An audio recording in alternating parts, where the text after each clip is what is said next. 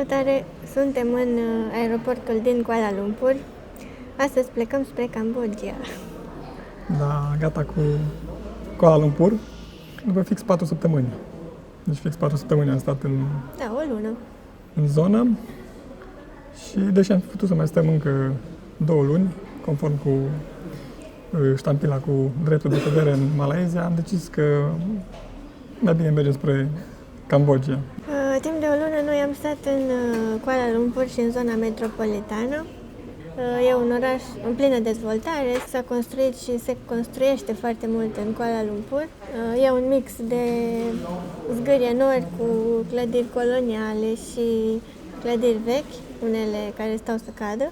Și pe lângă asta e și un oraș multicultural și multietnic. Pe lângă malaezieni, în oraș trăiesc și foarte mulți indieni și chinezi. Și e interesant să vezi mixul ăsta de gastronomie, cultură și e un oraș care atrage foarte mulți turiști și probabil și din cauza asta. Deci da, e un loc în care să vii pentru o săptămână, poate. Ca turist ai locuri de văzut, doar că dacă vrei să stai mai mult, nouă nu mi s-a părut un oraș foarte Practic într-o lună de zile în care să stai.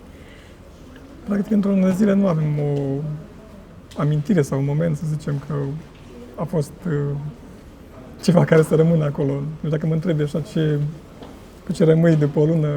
În Kuala Lumpur rămâi cu autostrăzi, complexuri rezidențiale, mall-uri și cam atât. Da, dar nu e ceva care să zici că... Da, e viața dintr-o capitală în care toată lumea e ocupată, e un vuiet constant de trafic și...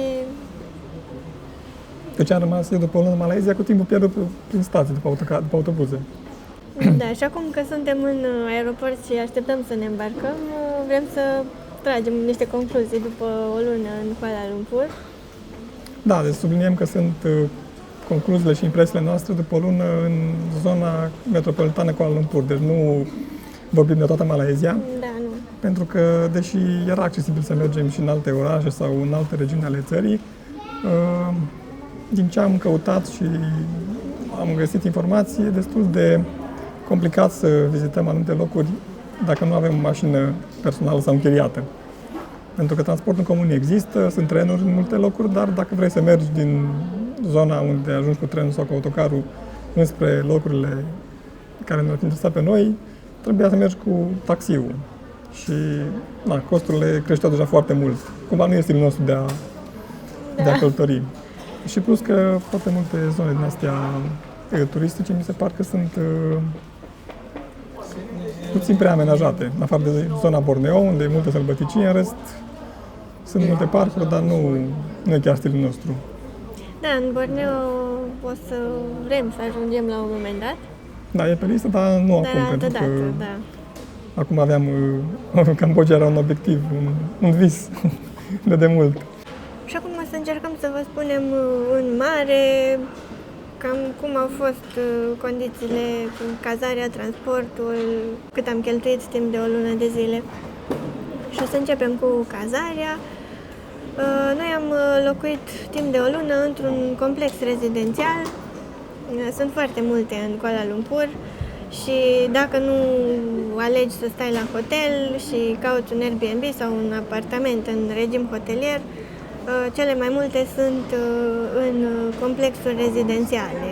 De fapt, așa e structurat tot orașul, în afară de zona centrală. Orașul e format din mai multe zone rezidențiale, complexuri, blocuri de 40 de etaje, unde oamenii au tot ce le trebuie în vecinătate. La parterul blocului sunt magazine, mall-uri, tot ce ai nevoie pentru traiul de zi cu zi. Atunci găsești apartamente în zone din astea rezidențiale și trebuie să te deplasezi unde ai nevoie. Am plătit pe noapte în jur de 100 de lei.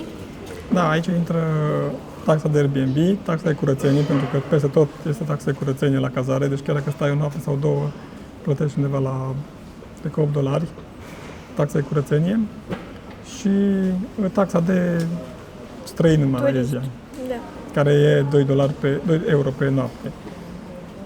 Și, practic, cazarea e undeva la $20 pe noapte, 20 de euro, dar se adaugă taxele astea care cresc puțin costurile. Și noi am stat în Symphony Tower, se numea complexul rezidențial.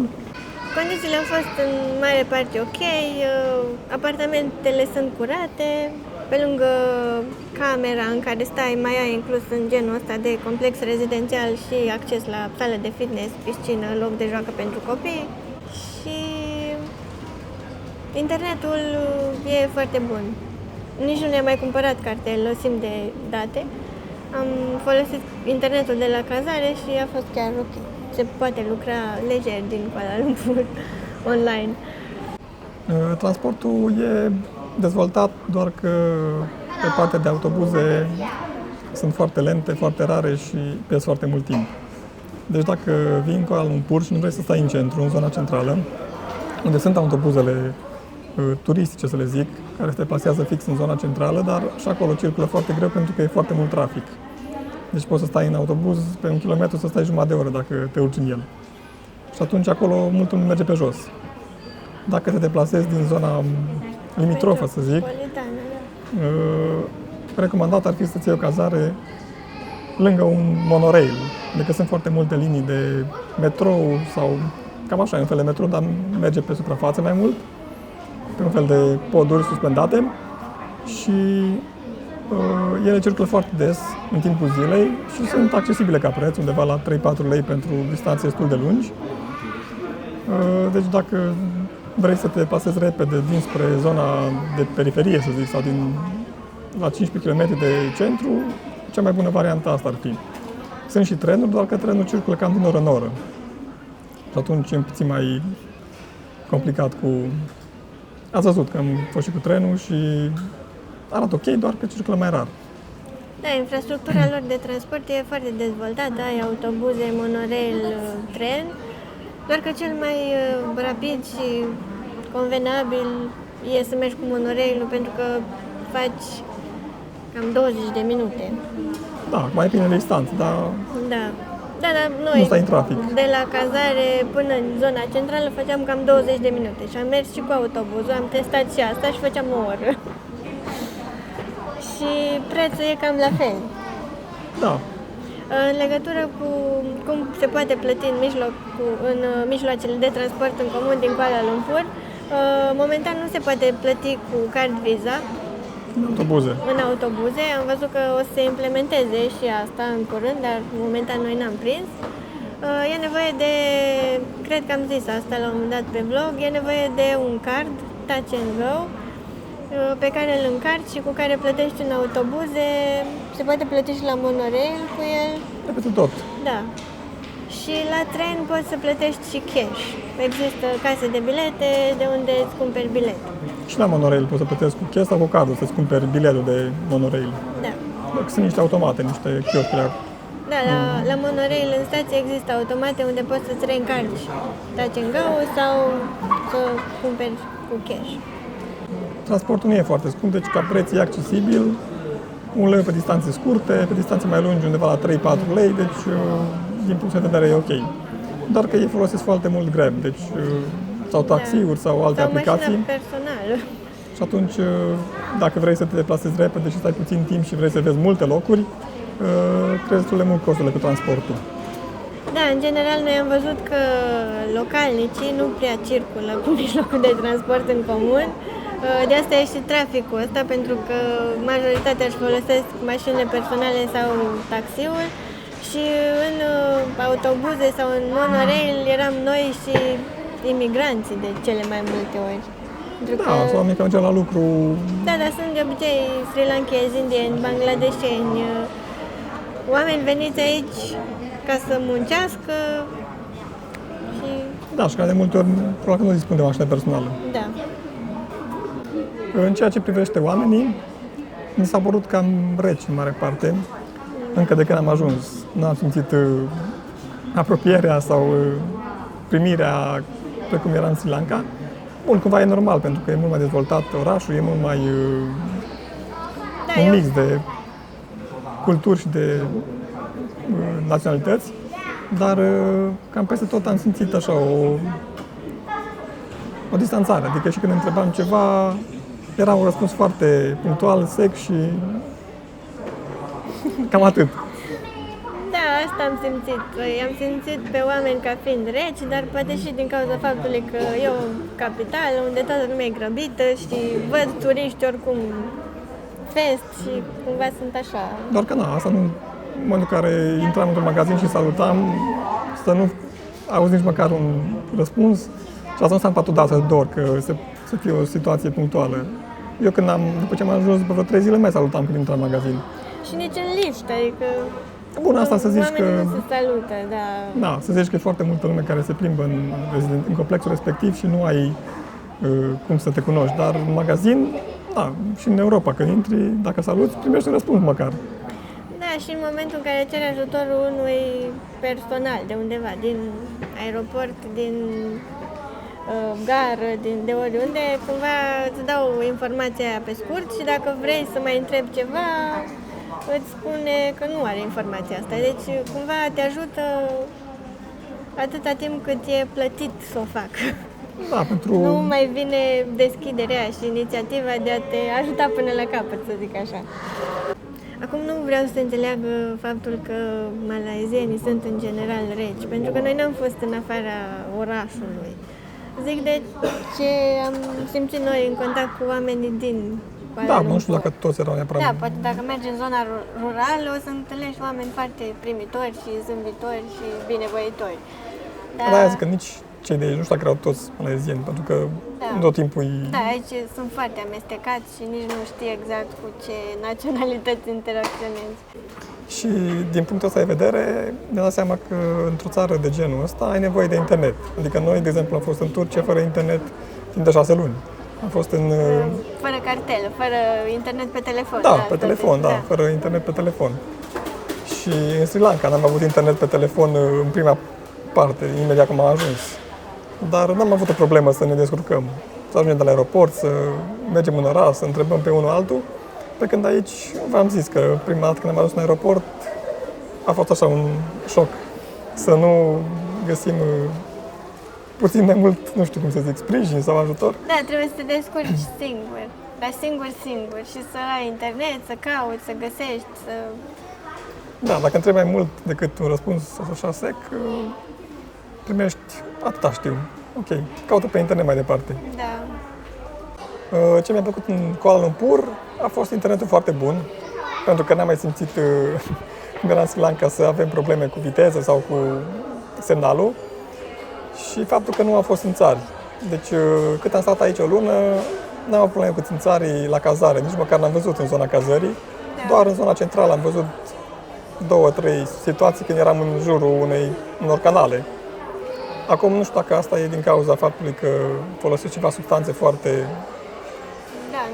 puternice pentru a elimina insectele, pentru că altfel nu-mi explic. Cum de nu sunt? Da, sunt multe zone cu lacuri și canale. Și acum să vă spunem și cât am cheltuit în Kuala Lumpur timp de o lună. Timp de o lună în Kuala Lumpur, noi doi, cu zboruri, cazare, mâncare, absolut toate costurile, am cheltuit 1160 de euro. Fără zbor ar fi 890 de euro. Zborul din Sri Lanka până în Kuala Lumpur. Kuala Lumpur, da. Cazarea a fost 550 de euro pentru o lună. Transportul intern, unde intră bilete de tren, taxi, monorail, ce am mai folosit, 50 de euro. Da, e cu mențiunea că e aproape jumătate când am cheltuit în Sri Lanka 3 luni. Da, în Sri Lanka am cheltuit 75 de euro. Da, 3 luni de zile. Iar... Și benzina e jumătate aici prețul, comparativ cu Sri Lanka. Iar pe mâncare am cheltuit 260 de euro. Da, ne-am încadrat la bugetul nostru standard. Deci cam astea sunt impresiile noastre din Kuala Lumpur și din zona metropolitană după o lună petrecută aici. Am zis că probabil că o să mai ajungem în capitală, pentru că foarte multe zboruri sunt cu legătură de Kuala Lumpur. Da, dar sunt foarte accesibile astea de aici. Da, asta e un mare avantaj dacă stai în zonă, pentru că ai zboruri în toată zona Asiei Centrale și Asiei de Sud și Sud-Est. Dar probabil că nu o să mai mergem în oraș. Dacă mergem, o să stăm exact lângă aeroport sau în apropierea capitalei, pentru că, după cum probabil v-ați dat seama, nu a fost chiar o destinație sau un oraș care să ne placă foarte mult. Mai avem puțin până ne îmbarcăm. O să zburăm tot cu AirAsia. Da, Wizz, un fel de Wizz Air pentru zona Asiei de Sud și de Sud-Est. Și o să fie un zbor de 2 ore. Da, până în Siem Reap. Da, pentru că nu o să mergem în capitală, o să ajungem în Siem Reap. Și o să mai câștigăm o oră, pentru că între Malaysia și Cambodgia e o diferență de oră. Adică o diferență față de România o să fie de doar 4 ore. Da, doar 4 ore, cum ai zis, doar 4 ore.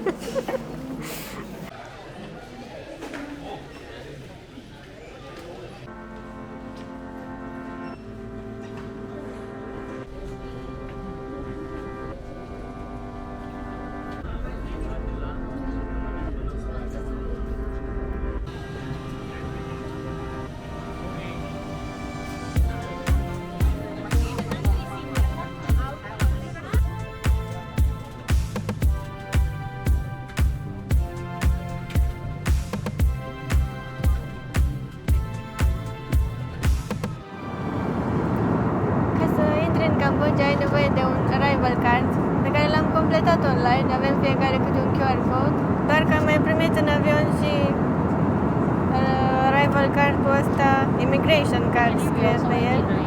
L-am mai primit și printat și o să-l completăm ca să fim siguri, că nu știu exact, dar din moment ce avem QR code-ul ăla, care a durat ceva până l-am completat, că sunt multe date acolo. I think no need, I think no need. We also did that already. Yeah, I think it's the same. Maybe it's the same now.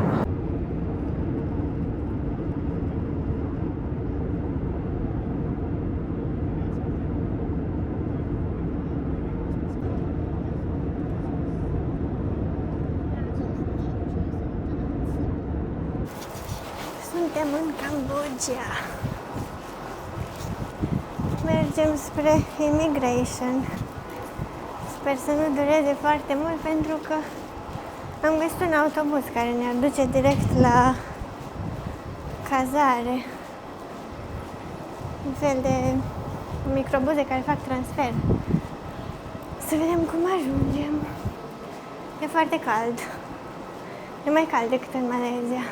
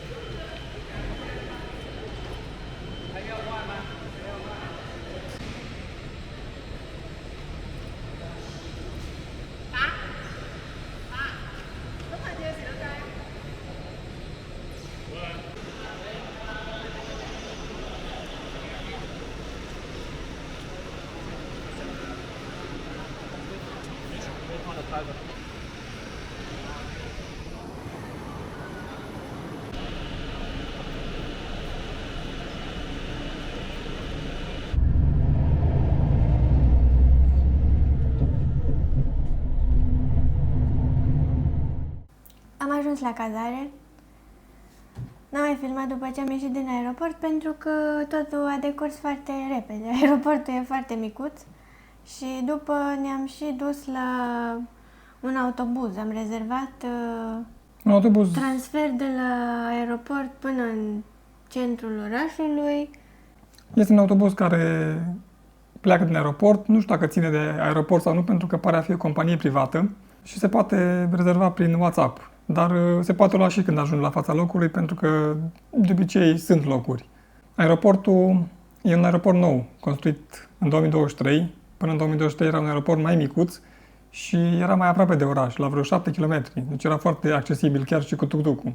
Acum e la vreo 50 km și din acest motiv nu mai sunt nu mai e așa de ușor accesibil prin tuk-tuk. Și este un autobuz care e avantajos pentru că e doar $8 de persoană și am făcut cam 40 minute. Da, Da, am mers ceva cu autobuzul.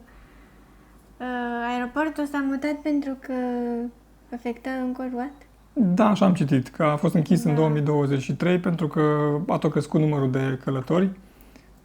Sunt tot mai multe zboruri, chiar dacă nu e un aeroport aglomerat, e un aeroport micuț pentru, comparativ cu Kuala Lumpur, de exemplu, dar sunt tot mai dese zborurile și ziceau că ar polua din cauza combustibilului care ajunge peste zona sitului de la Angkor Wat, ar polua clădirile ce au mai rămas din ele și atunci l-am mutat la vreo 50 de km, 60 de sit, pentru că celălalt aeroport era paralel cu situl de la Angkor Wat, la câțiva kilometri. După ce am ajuns în centrul orașului cu autobuzul, am luat o ceva. Un fel de tuc-tuc-rișcă. Dar nu e nici tuk-tuk, e o trăsură care e trasă de un scooter. Ceva de genul. Da, e o mică motocicletă, că nu e chiar scooter. Da. Când am coborât din autobuz, au venit la noi niște localnici și au zis că ne duc cu $1. Până la urmă a fost $1.50 până la Da, cazare. cam așa. Bine, sunt 2 km, nu mult, 2 Da, km da. și un pic. Tuc-tucurile alea sau șoferii aceia sunt cumva în parteneriat cu firma de transport. Da, că au niște cusoane, niște Da. badge-uri, da. Deci cumva ei îți asigură faptul că nu vine cineva să te păcălească la un preț foarte mare. Pentru că cam toți turiștii stăteau chiar în zona centrală și la toți le ziceau $1, că îi duce până la hotel. Și noi le-am spus că stăm la un apartament și i-am arătat pe hartă și a zis că atunci e undeva la $2 aproximativ. 1,50 cam acolo. Dar a fost ok, că doar am coborât din autobuz, ne-am urcat în trăsura asta și am și ajuns la cazare. Deci am văzut pe drum, orașul pare foarte curat și sunt multe zone verzi. E Da. printre cele mai vizitate locuri din Asia de Sud și de Sud-Est. Pentru că, e Angkor Wat aici, atunci evident că și deja am văzut foarte mulți turiști și unii care parcă ar locui aici, după cum... Da, pare că sunt expați. Și să vă spunem de condițiile de intrare în țară.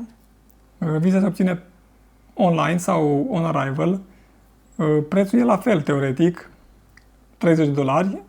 La viza online se adaugă o taxă de $6 de procesarea taxei de viză. Teoretic și când ajungi, se mai plătește între 5 și 15, scrie acolo în informarea oficială, doar că am văzut păreri care ziceau că la cea on arrival nu mai se cere nicio taxă, deci practic rămâne doar 30 pentru că plătești cash. Alții ziceau că ar cere anumiți oameni de la vamă, de la imigrări, ar cere o taxă de $10. Noi am făcut online ca să nu mai stăm, Da. pentru că altfel trebuia poză tip pașaport, trebuia completat un formular și scanat pașaportul și alte documente. Am făcut-o online, am primit-o cam în 2 zile, dacă nu mă înșel, Da, cam așa. și trebuie printată, pentru că un exemplar îl dai când ajungi la intrare în țară și un exemplar îl dai când pleci din țară. Da? Pentru că, practic, tu imprimi acea poză tip viză. Da. După care trebuie completat un formular un card, zic ei, de intrare în țară. Se poate face online, mai nou se zice că ar fi obligatoriu o să fie obligatoriu din 1 iulie. Da, QR-codul de care vă ziceam în avion. Da, exact. Doar că ei dau și formular tipizat pe care îl completezi. Noi l-am completat și cred că mai rău ne-am încurcat. Dar nu-mi dau seama exact. Deci noi acum, dacă ar fi să vă zicem cum trebuie să faceți, dacă trebuie să completați formularul ăla online sau să-l completați fizic, nu aș ști ce să zic. Pentru că am ajuns la immigration și acolo mi-au cerut, mie cel puțin, că n-am avut amândoi la fel, mi-au cerut QR-codul cu pașaportul, după care m-a întrebat de boarding pass, de biletul de avion. I l-am arătat, după mi-a cerut iar QR-codul și mi-a pus ștampila pe pașaport în care scrie că pot să stau 30 de zile și mi-a capsat pe pașaport formularul ăla, immigration card-ul pe care l-am primit în avion. Deci cumva mi l-a cerut pe ambele. Da, Mi-a cerut și QR-codul și mi-a cerut și ăsta fizic. La un schimb are doar ștampila, dar fără immigration card-ul ăsta de hârtie. capsat de pașaport, da. Și mi-au și zis să-l țin până ies din țară. Bun, nu trebuie neapărat să-l zic capsat, că poți să-l pui Păi Bine. o să mă gândesc cum scot asta de aici ca să nu rup foaia. Da. Nici nu știu ce ar fi să recomand. Poate că e bine să aveți și immigration cardul ăla completat online și poate e bine să-l completați și pe ăla în avion și vedeți ce vă cere. Pentru că am impresia că e așa, Păi- în funcție de cum îi se pare ok omului de la imigrări, că nu Da, știu doar exact că care e regula. ei zic că de la 1 iulie nu se mai fi valabil acela tipizat. Ah, Cel puțin pentru Siem Reap. și acum e cumva o tranziție. Da, e din Da. ianuarie, am înțeles, sau februarie s-a introdus chestia asta și ei recomandă la Siem Reap să ai varianta digitală pentru că în Phnom Penh încă e mai, în capitală e mai se acceptă și formularul scris. Și ce a fost interesant că noi cred că nu am trecut prin niciun control de securitate la... Da, chiar. Acum îmi dau seama. Da, deci nu am trecut... Deci noi doar ne-am luat bagajul, după ne-am dus la immigration, ne-au dat ștampila, 30 de zile și am ieșit din aeroport. Da, acolo la ieșire erau acele scanere pentru bagaje, nu pentru oameni, parcă erau, dar știi că am trecut Păi și noi cum am trecut de Păi ne-a zis să ieșim, ne-a făcut semn, că pe aici, pe aici. Ah, da, și am ajuns direct la Poarta de ieșire din... partea de ieșire și după am ajuns la autobuz. Da, acolo chiar cum ești din aeroport, te așteaptă cei cu autocarul, te întreabă dacă ai rezervare, dacă ai, le arăți biletul, că ei fac un bilet de hârtie, îți trimit poza. Pe WhatsApp. Da. Da. Și dacă nu ai, iei pe loc biletul, se poate plăti în dolari sau în bani de lor, care se numesc rieli cambogieni. Și dacă nu ai bani locali, pentru că este ceva ATM, ceva bancomat în aeroport, dar nu am scos pentru că nu știu exact dacă e avantajos, poți plăti în dolari, în cash, doar în cash se poate plăti și poți primi restul în bani locali, în riel cambogien, pentru că e avantajos când vii în oraș, dacă ai nevoie de un tuk-tuk, pe mine ne-a ajutat. Exact. Pentru că am avut bani să plătim și tuk-tuk-ul și ne-a și rămas pentru 2 sticle de apă. În aeroport sunt și standurile pentru a cumpăra cartele SIM de telefonie și de internet, doar că noi nu ne-am la momentan, am scos să mergem probabil ziua următoare sau să vedem ce variante sunt, pentru că aici internetul nu e la fel de rapid ca în Malaysia și s-ar putea să mai avem nevoie și de internet pe cartelă. Da, internetul de la cazare e destul de slab, undeva la 10 megabits pe secundă.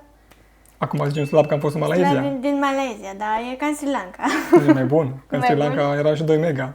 2. Da, 2-3 mega era, de multe ori era... Deci dacă acum pot să-mi dau seama cum e de rapid la 2 mega, deci la 10 ar trebui să pot să încarc vlogul într-o zi, Da, nu? ar trebui, da. Ok. Da, deci sunt acolo, chiar dacă aeroportul micuț are tot ce ai nevoie când ajungi într-o țară nouă. Ne-am cazat într-un bloc de apartamente și aici e pază și cazarea pare ok la prima vedere.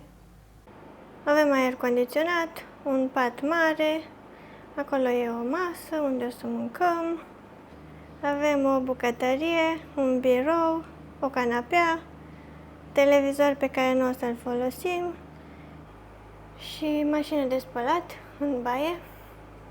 E undeva la 90 de lei pe noapte și în medie cam 80 de lei. Cam asta e un preț ok din ce am văzut pentru cazările care sunt cu tip bucătărie sau kitchenette și mașină de spălat și un mini-apartament sau studio. Nu știu dacă am spus cât a costat biletele.